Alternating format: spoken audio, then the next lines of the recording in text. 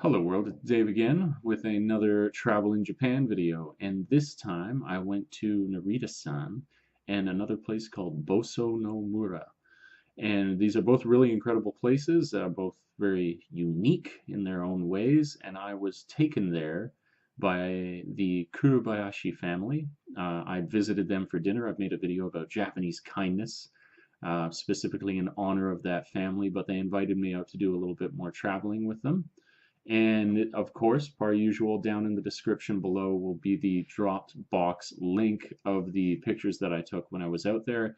But like I like to do, I just want to talk a little bit about the experience of going to these places without droning on for hours. So the first place that I went to in the day was Narita-san. It was really cool. Just one of these streets are naturally smaller in Japan, but I find that in these older cities that they're especially small. Smaller people, they don't need as much space, and just those old cities, I guess, kind of retain that characteristic when you didn't have a bunch of cars going down them, and it makes it really, really intimate with the shops right next to you and everything. And one of the first things you pass on the way down to the temple is this famous hotel that I swear if you've watched any kind of anime or historical fiction from Japan, you could just look at this hotel and see that, this hotel might have been there like 200 years ago. And it's open air, the front entrance of it anyways. And this guy, there's a restaurant in the front entrance of it. This guy's down there butchering eels, butchering unagi while people, then eat lunch next to this place. And I think that that was kind of cool just because it's such a visceral experience of having your food.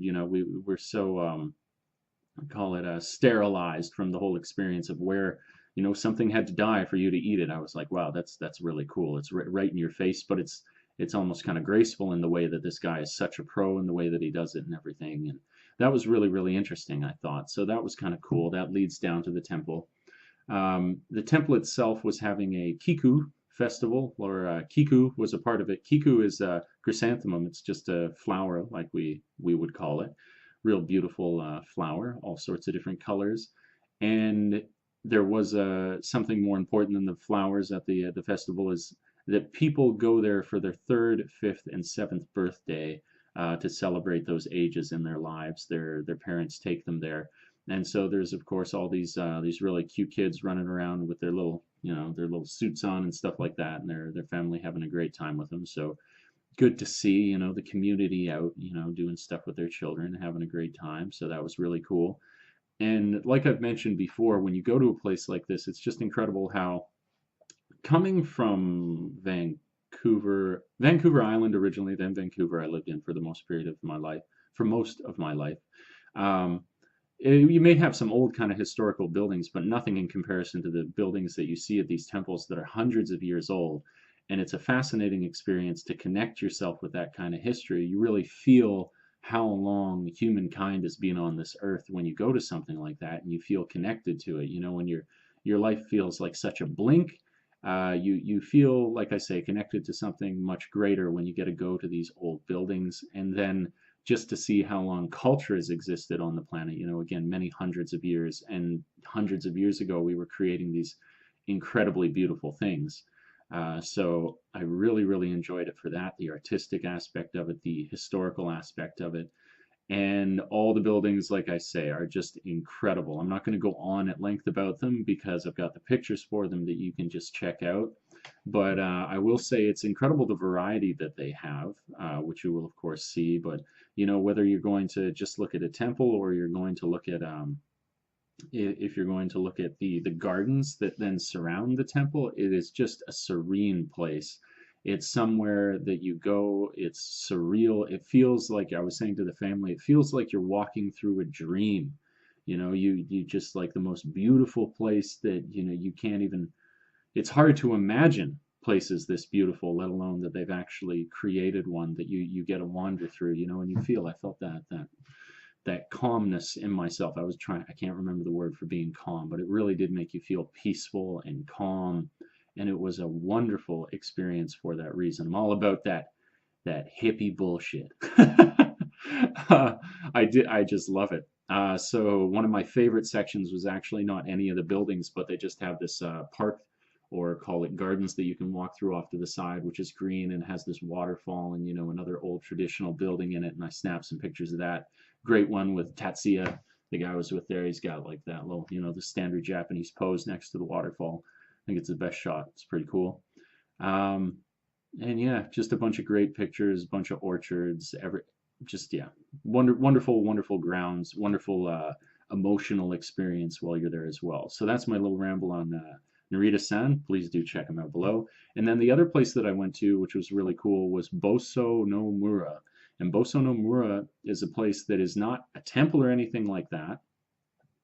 Boso-no-Mura is actually a old maintained town, I guess you would say, where they've got these buildings that are like 200 years old there, not of religious significance, but you could go back or you could go there and you could see what a Japanese town looked like over 200 years ago or something like that.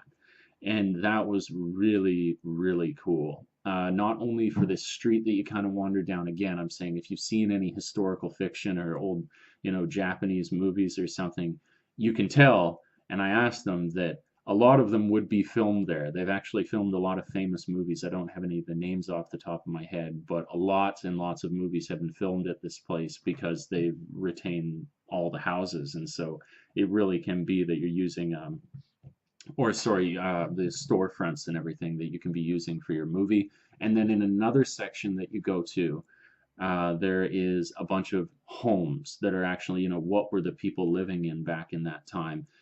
And it's pretty incredible to me. I live in a, like a modern gaijin shack here that's like specifically for foreigners. Some places won't rent to foreigners. That's okay. I get it. Some of us can be kind of dirty and gross. And when you go and you check out these buildings, it's cool to see just like all the traditional architecture and the cedar roofs, and you see how long, man, one of these houses would have taken to build. But then again, like I'm saying about the artistic aspect of the temples, you see it in their houses as well, where I'm like, it's functional. It's absolutely functional in the way that it's built, but my God, is it beautiful? It reeks of culture. It's a beautiful, beautiful structure, let alone a wonderful place to have lived. Um, when I see places like this, I almost think, I could have lived back then. It would be okay. But then I think of having the experience of my wisdom teeth coming in, and if I didn't have modern medicine to remove them, I think I would have died back then due to the pain. So I'm happy for when I live now, but I can appreciate the time that these people would have lived in back then. So really, really incredible experience there. We made senbai, which is a cool little, in one of the stores that they have, which would have been like a sweet shop back in the 200 years ago or whatever.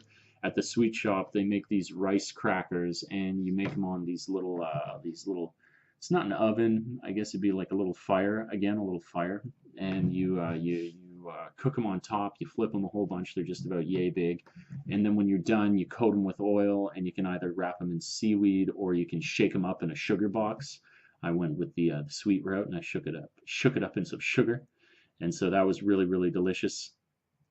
And yeah, it was just an incredible experience, and again, captures that feeling that you have of being transported back and seeing what it was like to live in that time. So I really enjoyed it.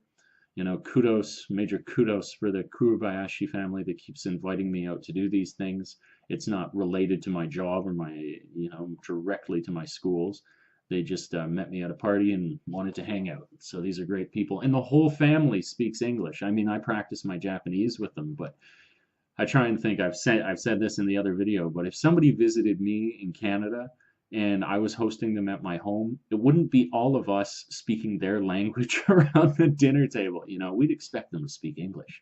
So the fact that they hang out with me and speak English the whole time, just like, you are some impressive folks, I will say that. Yeah, so great times, great trips, great places to see, and please do check out the links below because they're probably going to be far more interesting than me rambling on about them. So that's that. More travel in Japan. Hopefully I'll be doing some more of it post the Christmas holidays. I'm going to be a bit of a monk in that time, stay in a bit. So, like I like to say, thanks for tripping with Dave, and until we meet again next time, world, ciao for now.